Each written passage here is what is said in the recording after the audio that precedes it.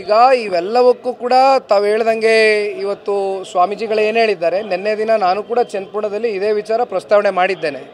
ಈಗೇನು ತನಿಖೆ ಪ್ರಾರಂಭ ಆಗಿದೆ, ತನಿಖೆ ಪ್ರಕ್ರಿಯೆ ನಡೀತಾ ಇದೆ, ಎಲ್ಲದಕ್ಕೂ ಕೂಡ FSIL ರಿಪೋರ್ಟ್ ಬರಬೇಕಾಗುತ್ತೆ, ಧ್ವನಿ ಅವ್ರದ್ದೇನಾ ಅಲ್ವಾ ಅಂತಕ್ಕಂಥದ್ದು ಪ್ರೂವ್ ಆಗಬೇಕಾಗುತ್ತೆ.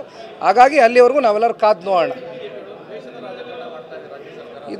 ಇದು ಭಾಳ ಸ್ಪಷ್ಟ. ಈಗ ಪರಶುರಾಮ್ ಅಂತಕ್ಕಂಥ ಒಬ್ಬರು PSI ಇವತ್ತು ನೇಣಿಗೆ ಶರಣಾದಂಥ ಒಂದು ನಾವೇನು ಸನ್ನಿವೇಶ ನೋಡಿದ್ವಿ, ಆತ್ಮಹತ್ಯೆಗೆ ಆದಂಥ ಸನ್ನಿವೇಶ, ಅವೆಲ್ಲವನ್ನ ಹೊರತುಪಡಿಸಿ ಯಾವ ರೀತಿ ಅಲ್ಲೇನು ಆ್ಯಕ್ಷನ್ ತಗೊಂಡಿದ್ದಾರೆ, ಅಲ್ಲಿ ಯಾವ ರೀತಿ ತನಿಖೆ ಮಾಡಿದ್ದಾರೆ ಈ ರಾಜ್ಯ ಸರ್ಕಾರ.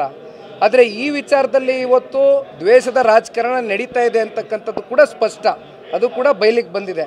ಇವೆಲ್ಲದಕ್ಕೂ ಕೂಡ ಕಾಲವೇ ಉತ್ತರ ಕೊಡುತ್ತೆ. ಆದರೆ ಒಂದು, ನೆಲದ ಕಾನೂನಿಗಿಂತ ಯಾರು ಕೂಡ ದೊಡ್ಡವರಲ್ಲ. ತಪ್ಪು ಮಾಡಿದರೆ ತಪ್ಪೇ ತಲೆಬಾಗಬೇಕಾಗುತ್ತೆ. ಆದರೆ ತಪ್ಪ ಹೌದಾ ಅಲ್ವಾ ಅಂತಕ್ಕಂಥದ್ದು ಮುಂದಿನ ದಿನಗಳಲ್ಲಿ FSIL ರಿಪೋರ್ಟ್ ಮೂಲಕ, ತನಿಖೆ ಮೂಲಕ ನಮಗೆ ಹೊರಬರುತ್ತೆ. ನಾವು ಪ್ರತಿಯೊಂದು ಚುನಾವಣೆಯಲ್ಲೂ ಹೊಂದಾಣಿಕೆಯಿಂದ ಹೋಗಬೇಕು ಅಂತಕ್ಕಂಥದ್ದೇ ಪಕ್ಷದ ವರಿಷ್ಠರು ದೇವೇಗೌಡರು, ಸನ್ಮಾನ್ಯ ಕುಮಾರಣ್ಣವರು ನಿರ್ಧಾರ ಮಾಡಿದ್ದಾರೆ. ಕೇಂದ್ರದ ನಾಯಕರು ಕೂಡ ಅಷ್ಟೇ ಸನ್ಮಾನ್ಯ ಕುಮಾರಣ್ಣ ಅವರಿಗೆ, ದೇವೇಗೌಡರು ಸಾಹೇಬರಿಗೆ ಅತ್ಯಂತ ಗೌರವದಿಂದ ನಡೆಸ್ಕೊಳ್ತಾ ಇರ್ತಕ್ಕಂಥದ್ದನ್ನು ನೀವೆಲ್ಲ ನೋಡಿದ್ದೀರಿ. ಹಾಗಾಗಿ ನಾವೆಲ್ಲ ಒಗ್ಗಟ್ಟಾಗಿ ಚುನಾವಣೆಗಳನ್ನ ಎದುರಿಸ್ತೇವೆ.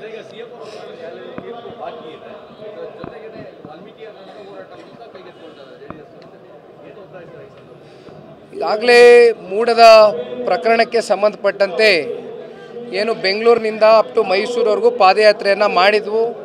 ಜನಗಳಲ್ಲಿ ಒಂದು ಜಾಗೃತಿಯನ್ನು ಮೂಡಿಸ್ತಕ್ಕಂಥ ಒಂದು ಹಿನ್ನೆಲೆಯಲ್ಲಿ ಪಾದಯಾತ್ರೆಯನ್ನು ಮುಗಿಸಿದ್ವು.